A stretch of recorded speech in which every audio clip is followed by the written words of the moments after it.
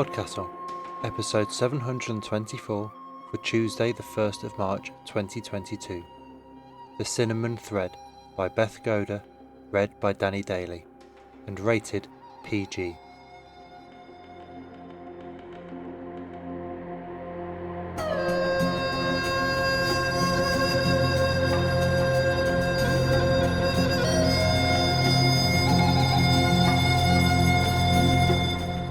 Good morning, good day, good afternoon, and good evening, and welcome to PodCastle, the flying castle of fantasy fiction.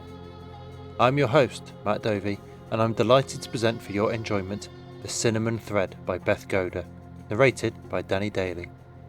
This episode is rated PG, with a content warning for the death of a parent, and it's a PodCastle original. Some timely news for you today, this 1st of March 2022. Our submissions portal has just opened for the whole of this month.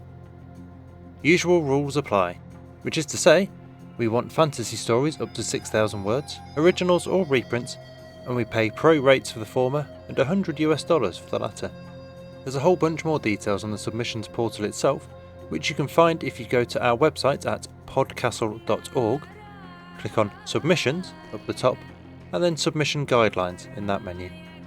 We'll also summarise a bunch of said details on Twitter in a long thread that we'll pin to our profile at podcastle_org, as well as some other important notes like we love submissions from traditionally underrepresented marginalisations, especially those from the Global South. We're very broad on what fantasy as a genre represents, and, most importantly of all, don't self-reject. Even if you've no professional publications yet, please don't let fear stop you. We've already published 2 debut authors this year alone. We love doing it. Send us your stories. You have until the end of March 31st to submit. The portal will give you the exact time in your local time zone. So please, if you have something suitable, send it in. We promise to treat it well. Your author today is Beth Goder.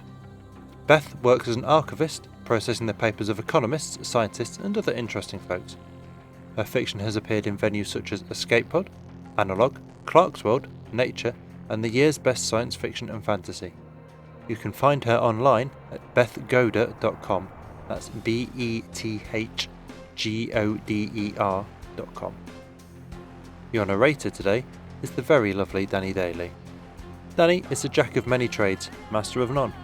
But seeing as she loves the rogue life, that's okay with her. You can hear stories she's narrated on all 4 Escape Artists podcasts, Starship Sofa, Glittership, and Asimov's science fiction podcast, or you can buy the audiobook she's narrated at audible.com under the name Danielle Daly. You can also contact her on Twitter at Danuli_Danny or at DanielleDailyReads.com if you'd like her to read for you. And now pay attention, for our tale is about to begin, and you'll need to find your way back here. The Cinnamon Thread by Beth Goder. Narrated by Danny Daly. Anna is grateful to lie on the bed in the cool house, where there are no expectations, no labyrinthine thoughts to swallow her in the night.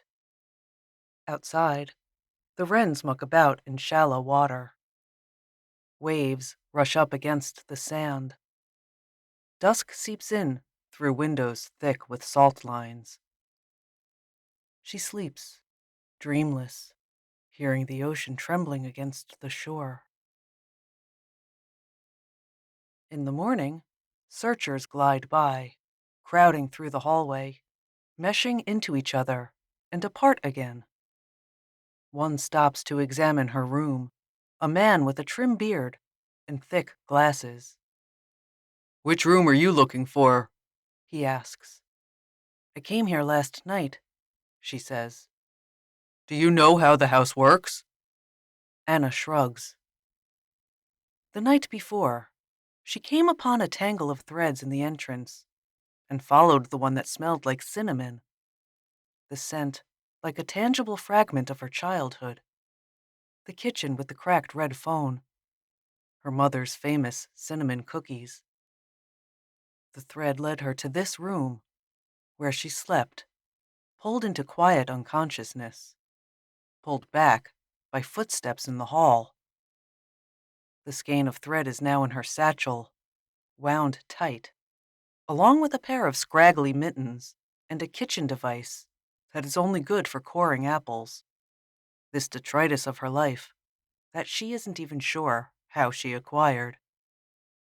You'll want to have a strategy. He points to a beige door. You could try by color or by size. You could try every door until you get tired. He pulls a hair out of his short beard.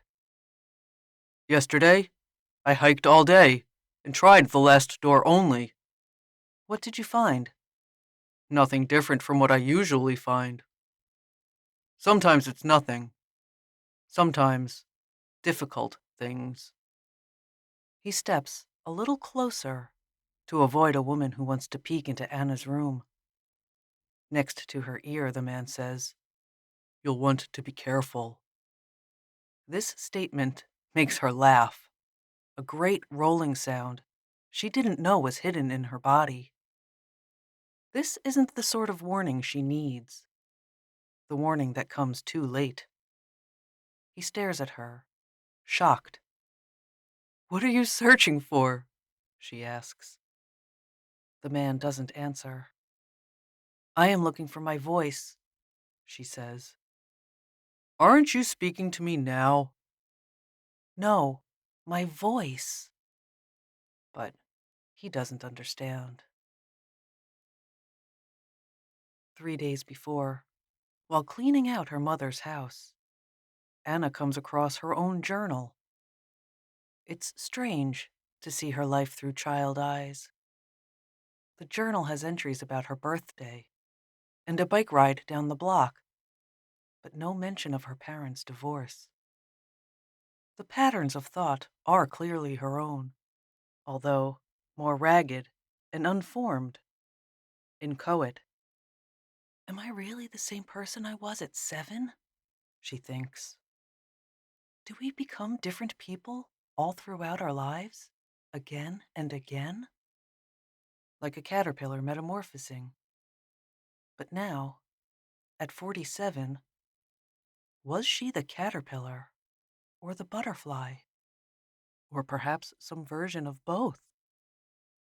Her mother's house is filled with stuff, brimming with a surfeit of light cotton dresses, mountains of mystery novels, at least 14 packs of cards.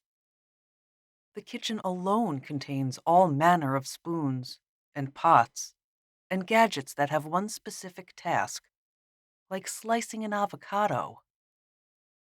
She finds a pamphlet titled Swedish Death Cleaning. Intrigued, she moves a stack of atlases and sits to read. The title is more fun than the interior, which suggests that it's polite for the elderly to donate their possessions as they near the end of their lifetimes, so that their kids won't have to wade through mountains of things. Death is translated as the dark valley, the unknown void. Due to a typo, the pamphlet suggests that everyone prepare for their own inevitable sheep. It is so like her mother to clutter up her house with pamphlets on being tidy. Anna laughs, great ocean waves of sound, then feels the guilt settle on her, even without her mother there to provide it. How long do you have to wait after your mother has died before you can laugh again? Things with her mother had been easier when she was a child, when the weight of expectations hadn't had time to accrue. Did all mothers know the vampiric trick of draining self-worth from their children with a look? She keeps laughing until suddenly she is crying.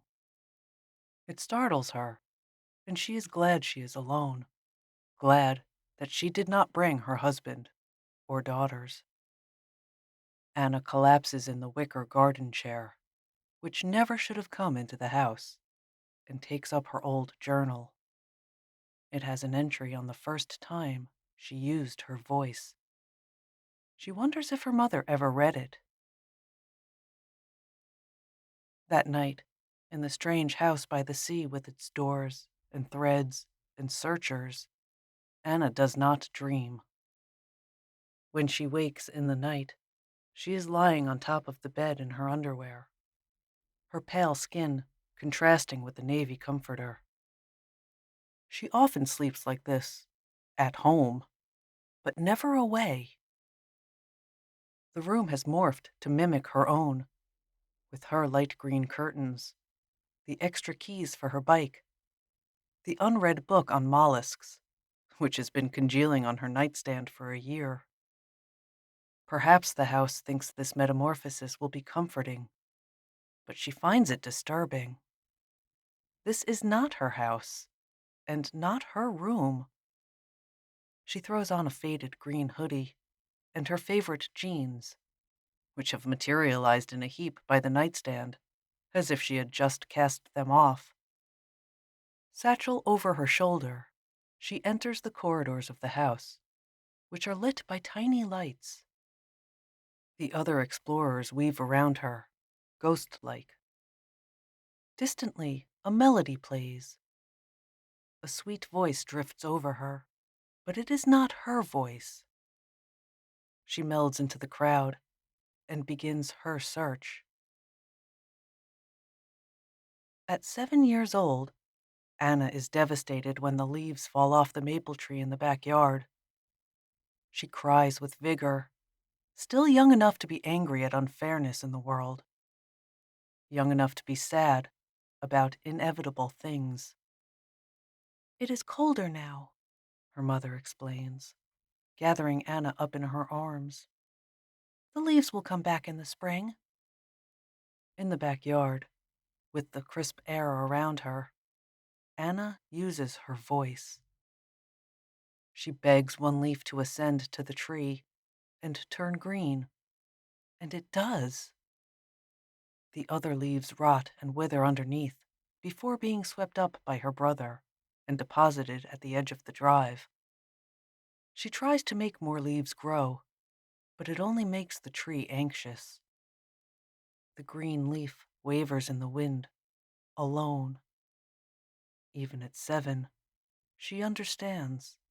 This is a cruelty. Anna picks the resurrected leaf from the branch, turning it over in her hand, watching as it slowly turns red, then orange, then brown. She watches until the leaf is nothing at all.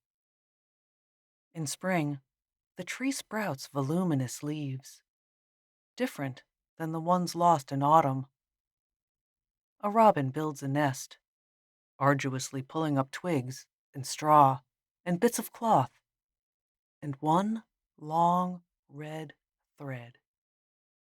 "Today the birds are back," she writes in her diary. "Birds are like leaves. Sometimes they stay. Sometimes they go." In the hallway, impossibly, there are miles of doors. The first door is pale blue. It reminds her of the sky above Montana, where her grandparents used to live. She should pass it by, because it seems like her voice cannot be in there, and she doesn't want to waste time.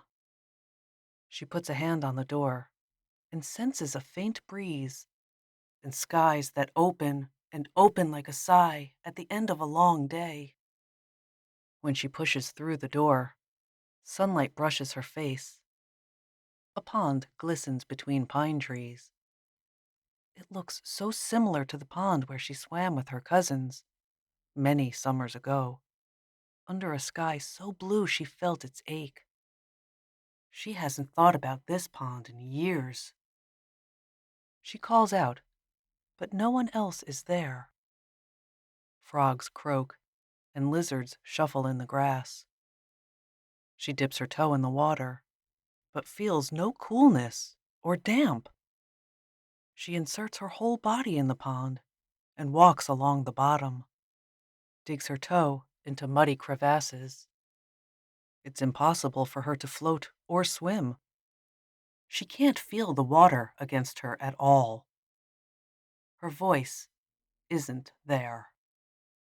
When she climbs out of the pond, She is dry. No droplets fall from her face. She follows the path to her right, knowing it will lead to her grandparents' house. She hikes, the sun pushing against her face. But every time she gets to the bend around which the house would be visible, she ends up back at the pond. 3 times she tries, only to find the tranquil pond waiting for her. She whispers goodbye to the pond, to this place she once remembered so well. Exiting into the hallway, she leans against the wall, overcome with nostalgia. The door shuts softly. A woman approaches her. She wears dainty, wireless glasses and an impeccably pressed blouse. "Did you just go into that room?" The woman pulls out a notebook, ready to record the answer. Anna doesn't want to admit that this was her first room, aside from the one she spent the night in, so she only nods. The woman brushes her glasses farther up her nose.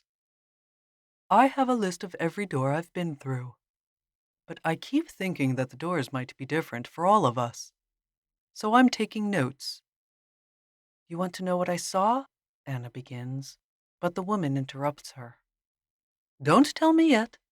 Wait here." The woman dashes inside.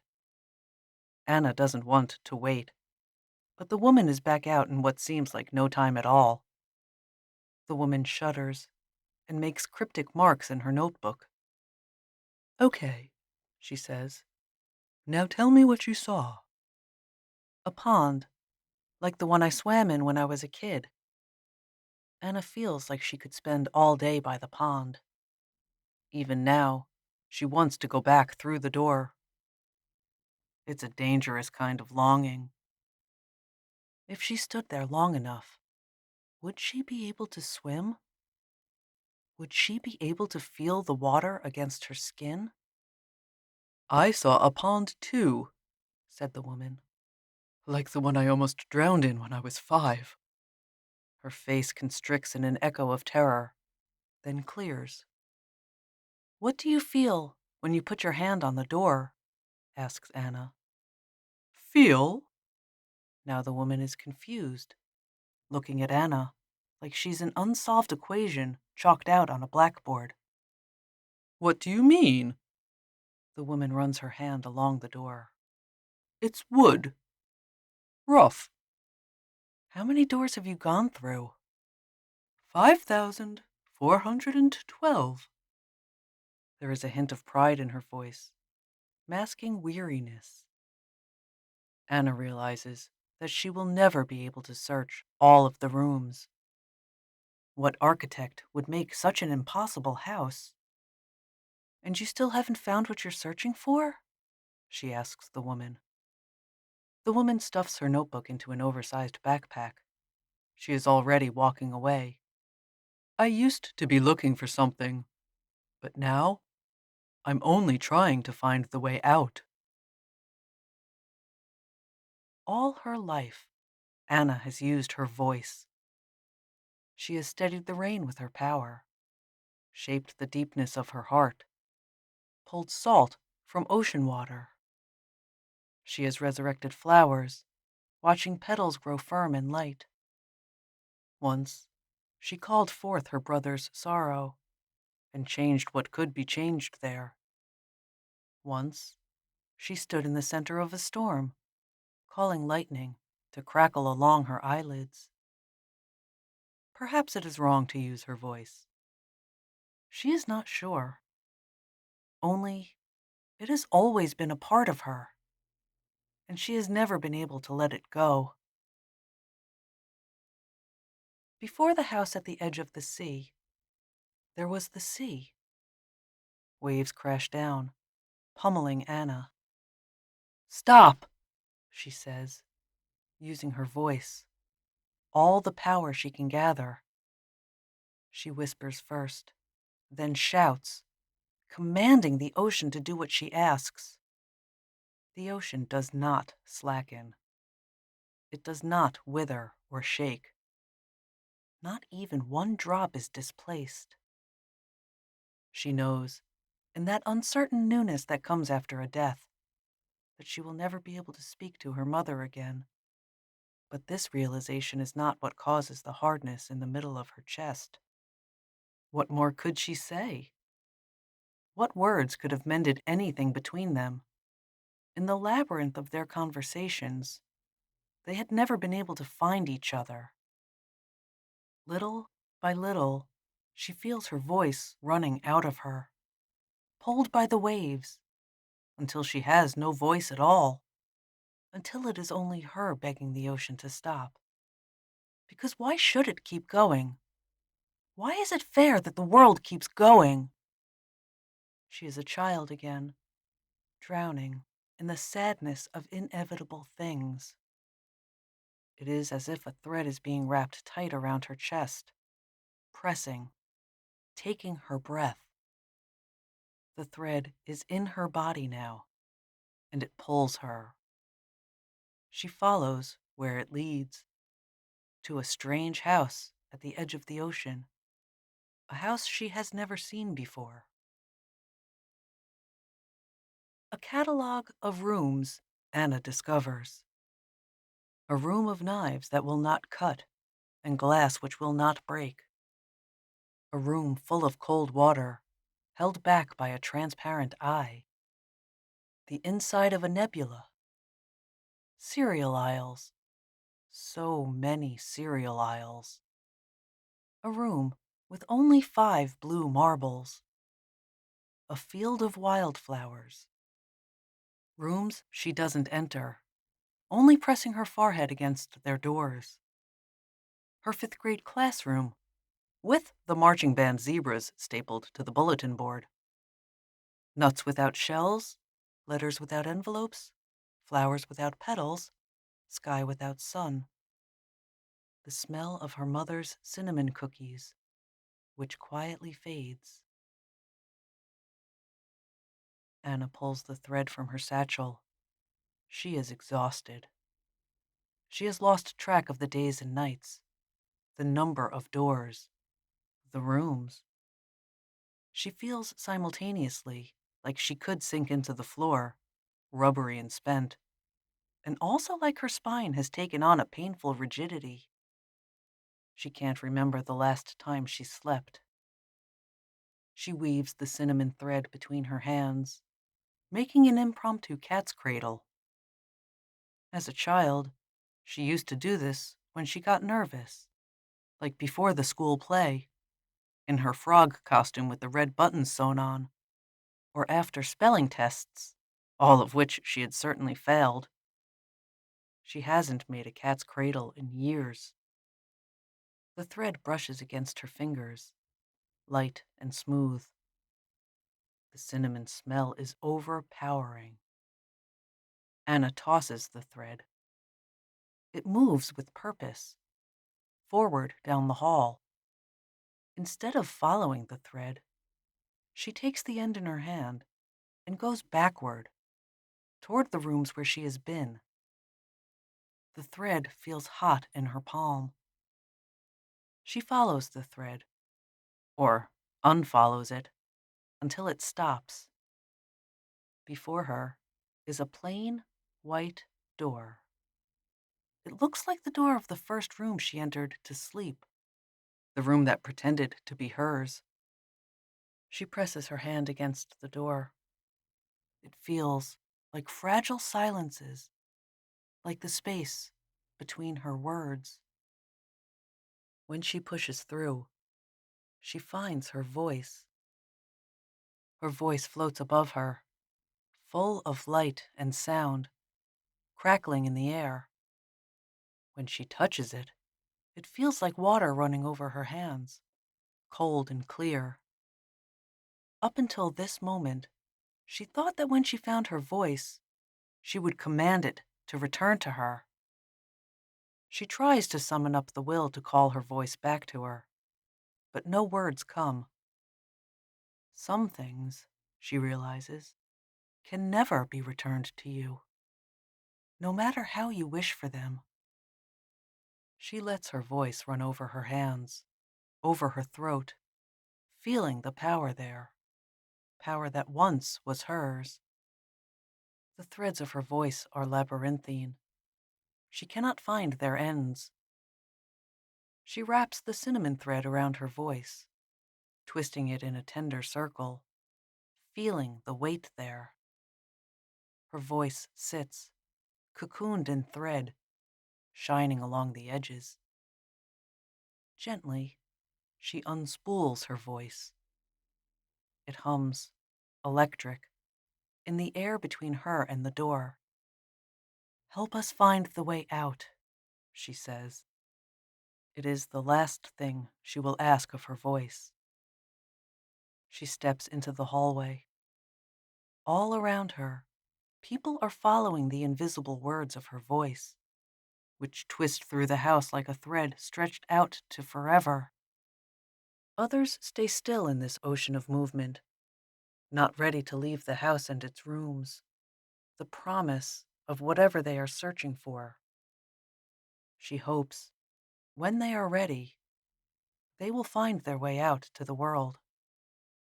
The cinnamon thread rests heavy in her hands. Lifting her satchel, she tucks it in. She finds the way out to the ocean, to the sand that will one day turn to glass, long after the imprint of her footsteps have vanished. Behind her, her voice flows out to the shore and the wide waters beyond. Her daughters will wonder where she has been, and her husband, but she is not sure what to tell them. The skein of thread sits in her satchel.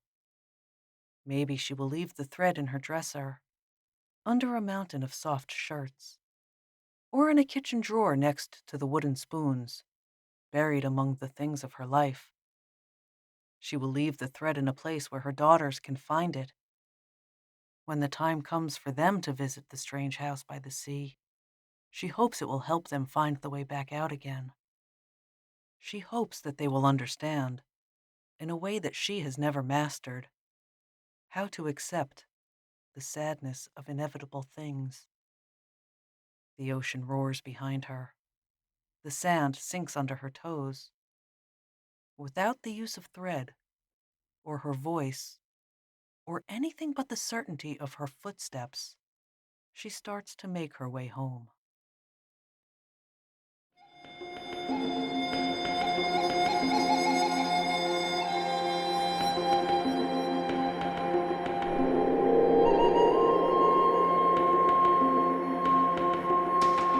And welcome back. Now, this thought of mine is not exactly the most unique insight in cultural history, but here we go. Grief is a funny old thing. It's the one ironclad promise of all our lives. We will all lose people we love. It is an unavoidable inevitability. And yet, despite that absolute commonality, we will all process it in a unique and individual way. There is no right or wrong way to grieve. There is only your way. And it is, as in this story of Beth, often a surreal process, often a lonely process, no matter how many people are around you, and it's often a process you lose yourself in for a time. It's also, in my experience, a process that ends, insofar as grief ever ends, which it does not, with finding yourself anew, recognising who you are now and everything that has shaped you, and understanding that grief, that death, is a metamorphic pressure you absorb into yourself and flow around, like a crater around a meteor strike. And like the moon, you may no longer be flawless after, but you will still be beautiful and unique and you, bearing the marks of everyone who's ever touched your life. That was our show for this week. On behalf of everyone at PodCastle, your co-editors Shingai Njeri Kagunda and Eleanor R. Wood, your assistant editor Sophia Barker and audio engineer Peter Adrian Berefesh, forum moderator Ossicat, and our many wonderful first readers Tierney Bailey, Aidan Doyle, Amelia Harrington, Kai Hudson, Craig Jackson, Devon Martin, Julia Patt, Hamilton Perez, Shrikripa Krishna Prasad, Zeev Wheaties and Caitlin Zvanovich, and myself, Matt Dovey. Thank you for letting us share another story with you. The legal bit. PodCastle is part of Escape Artists Incorporated, and this episode is distributed under the Creative Commons Attribution Non-Commercial No Derivatives 4.0 International License. That means you can share it, and please do, but you cannot sell it and you cannot change it. If you want specifics, check creativecommons.org. Our music is by Shiva in Exile. Everything we do on PodCastle is 100% donor funded, and if you'd like to support what we and the rest of Escape Artists do, please join us on our Patreon at patreon.com/EAPodcasts. Prefer another method? There's details for supporting us via Twitch, Amazon Prime, Ko-fi and PayPal on escapeartist.net. We'll be back next Tuesday with another fantastic tale. In the meantime, you might care to check out our sister podcasts, Escape Pod for science fiction, Pseudopod for horror, and Cast of Wonders for YA speculative fiction. If your heart belongs to us, though, we'll see you next week. Be safe and be kind.